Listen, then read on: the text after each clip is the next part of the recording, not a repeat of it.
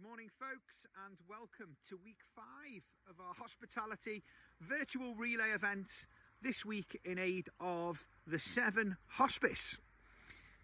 Severn Hospice gives specialist care and support free of charge to families living across Shropshire, Telford, Wrekin and Mid Wales, and they care for people with incurable illnesses.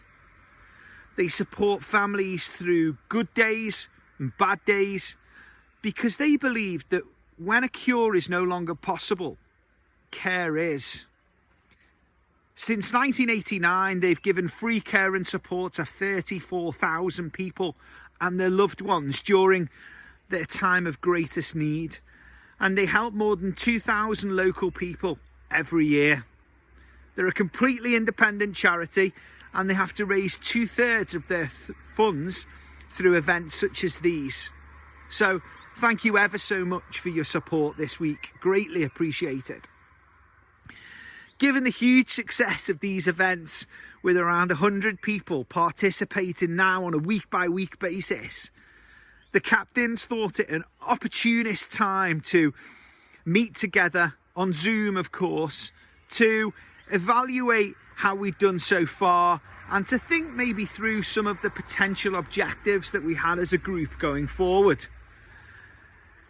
Some of the things that we're now evaluating are the core purpose and vision of the activity, and hopefully some ways to take away some of the administrative duties and responsibilities and make it a little bit more seamless on a week-by-week basis.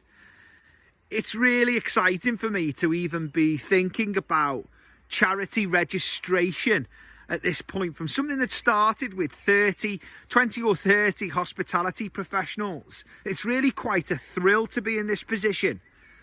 But we understand there needs to be a little bit more process around the method of donation.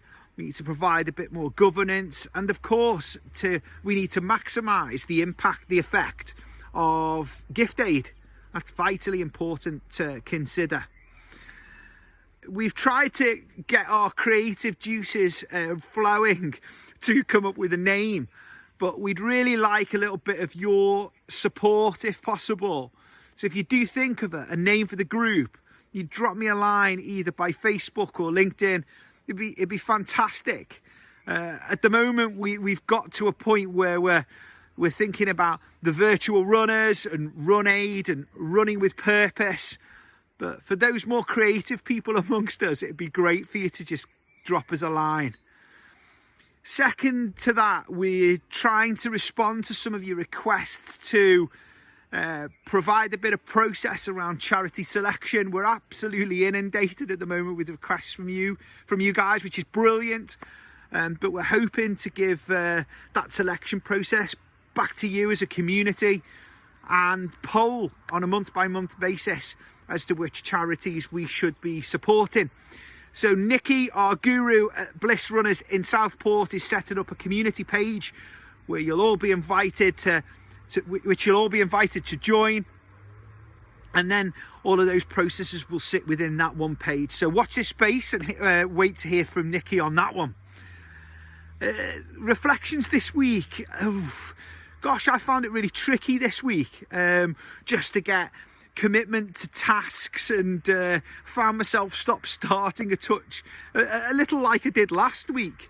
I suppose for me, the difference between 99% commitment to something and 100% commitment to something seems to be what it takes to make a long-lasting positive change. I'm pretty sure that those same principles can be applied to any area of your life or business.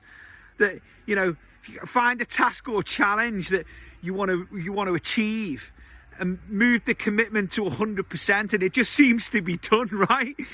But that tiny 1% difference is seems to be worth more than the 99% before it. This week I've had many a time when I've felt less than 100% commitment to a task. Can you? Perhaps this objective was a nice to do or a not need to do, but that lower level of commitment meant that I could either take it or leave it. You know, I felt if I achieved it, it would be a bonus rather than a game changer. I really feel that internal conflict, that level of commitment has caused, you know, when you say to yourself, I'm tired, or I can start that tomorrow, or I've been busy all week, I'll try it later, I need a bit more sleep.